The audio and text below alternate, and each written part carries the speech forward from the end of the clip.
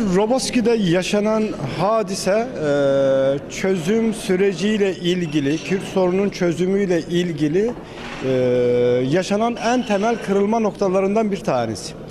Yani çözüm sürecinin önüne engel koymak isteyenler, her kimse nasıl olduysa, nasıl yaşandıysa Roboski'de yaşanan olayla toplumsal bir travmanın yaşanmasına, bir kırılmanın yaşanmasına, birilerinin bunun üzerinden konuyu istismar etmesine fırsat ve zemin hazırlamış oldular.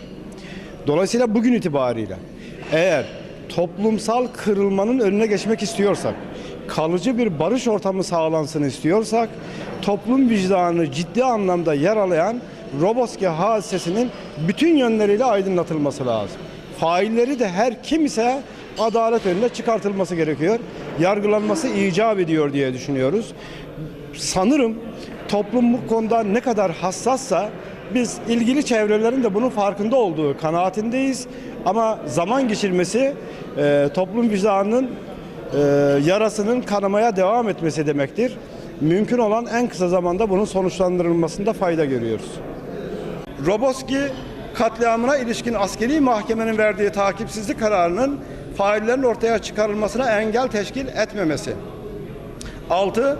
Kürt sorunun çözümünde İttihad-ı İslam anlayışının hareket noktası olması gerektiği.